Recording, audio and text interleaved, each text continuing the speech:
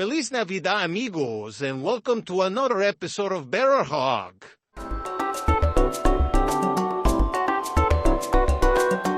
Events Pipe Masters event for this year has ended, and surf fans are not very happy with it. For whatever reason, there was no webcast to one of surfing's most notorious events, and so far, no one has a good reason why. Apparently, there's been some chatter online about there not being a live stream. It's weird because we haven't seen it in the comments.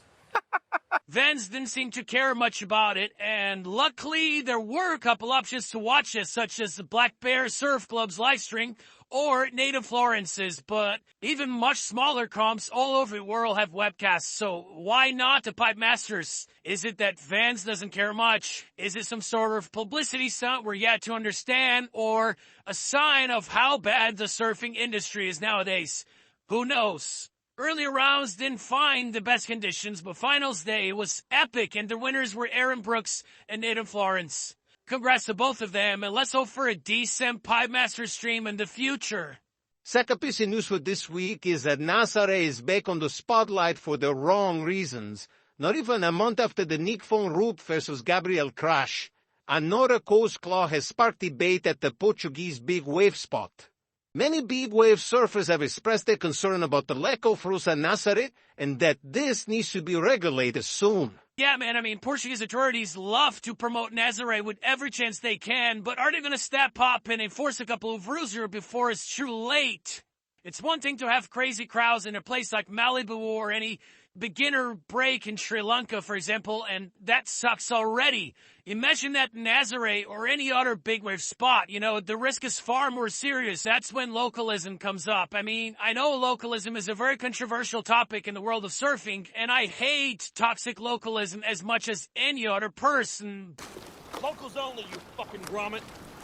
But when local authorities fail to do their job, that's when localism comes in handy. Places like Pipeline are a great example. Pipeline doesn't have a lot of localism just because there is a lack of resources, or perhaps because there is a hierarchy that you have to follow. It also has localism because of how dangerous a place is, and when there are no rules, chaos ensues, and that's what we're seeing in Nazare right now. So let's hope that the Portuguese ocean authorities do something about this, because lately, everybody wants a piece of Nazare. Last but not least, we got big news, folks. Right after we talked about the Eddie Aikau's waiting period starting last week, we're more than happy to announce that he's got the green light for this Sunday.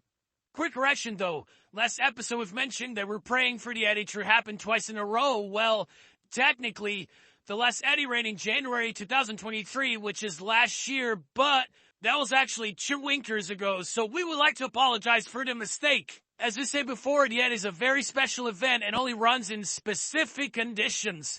It only happened 10 times since its first edition back in 1985, and the winner of the last event was local hero and people's champ, Luke Shepherdson.